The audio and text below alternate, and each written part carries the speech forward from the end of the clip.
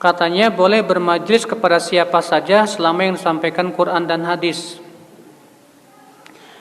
Rasulullah bersabda mensifati kaum Khawarij. Kata Rasulullah SAW apa Pak? Tentang orang Khawarij, yaqra'unal Qur'an. Mereka membaca Al-Quran dan bahkan menghafal Al-Quran. Yaquluna min qawli khairil bariyah. Mereka juga membawakan sabda-sabda Rasulullah SAW. Yamrukuna minad din, tapi mereka melesat dari agama. Kama yamrukus sahmu minar rabiyah, seperti melesatnya panah dari buruannya. Ternyata Rasulullah mensifati orang Khawarij itu bawa Quran, bawa hadis. Tapi subhanallah orang Khawarij Rasulullah sebutkan apa? Melesat dari agama. Yang salah ini Quran atau hadisnya atau apanya yang salah, Pak? Pasti yang salah pemahamannya. Makanya kalau ada orang berkata yang penting ustadz itu bawa Quran dan hadis, belum cukup.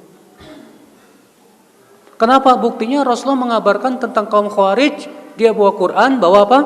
Hadis. Dan ternyata hasilnya malah melesat dari agama.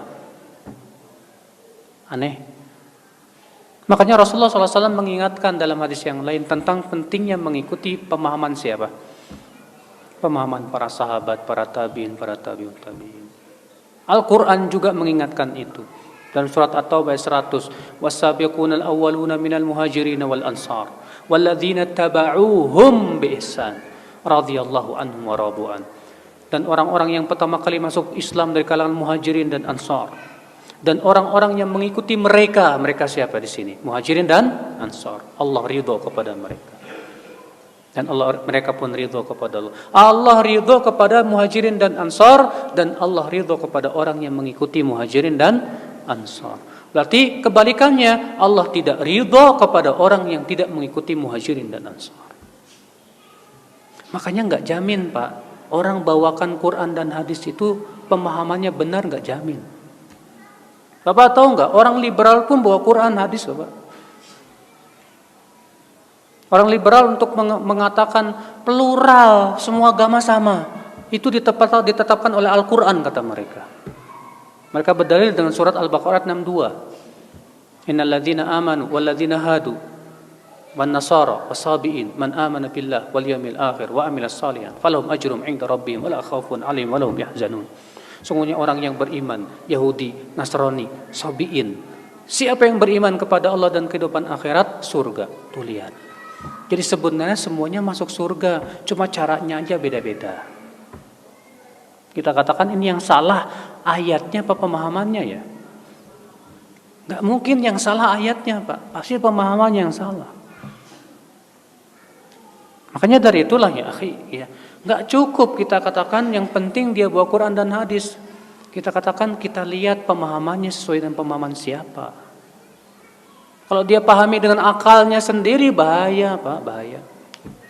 Makanya Umar bin Khattab bertanya kepada Ibnu Abbas, "Hai Ibnu Abbas, aku merasa heran," kata Umar bin Khattab. "Heran apa ya Amirul Mukminin? Ini kita umat Islam ini Qur'annya satu, nabinya satu, kiblatnya satu. Tapi kenapa kok bisa pecah belah ya?"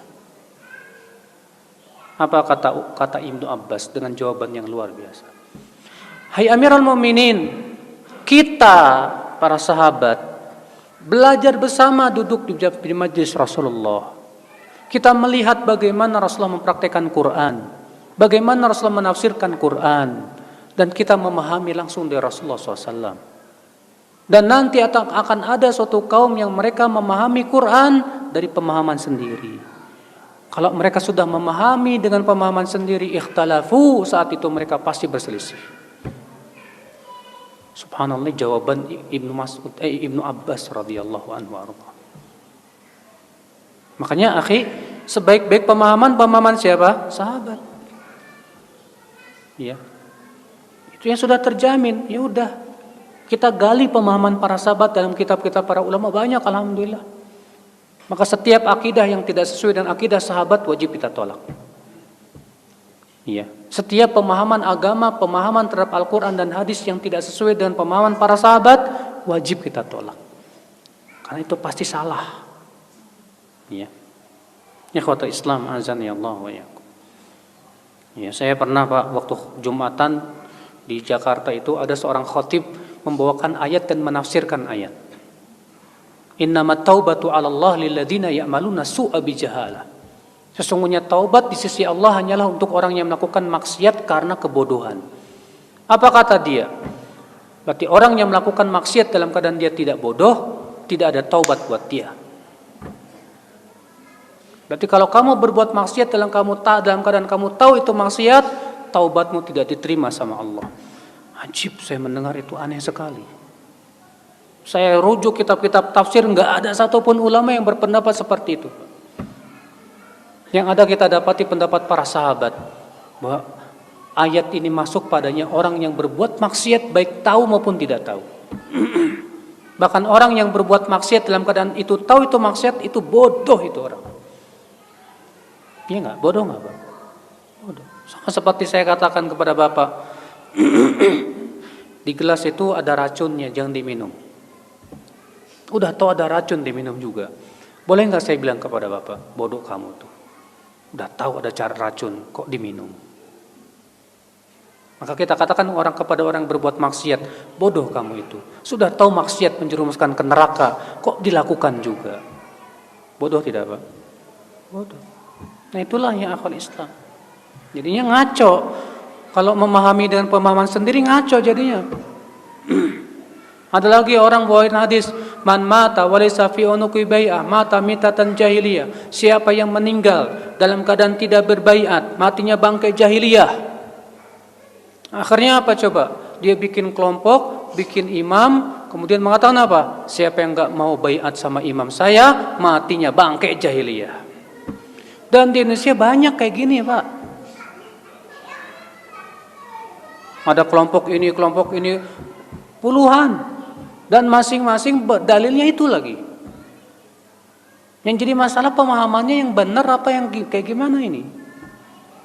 Setelah kita lihat rujuk-rujuk bagaimana praktek para sahabat, para tabi'in dan para ulama, tidak seperti itu. Sebagian Al-Muhanna meriwayatkan bahwa beliau bertanya kepada Imam Ahmad bin Hanbal tentang hadis tersebut.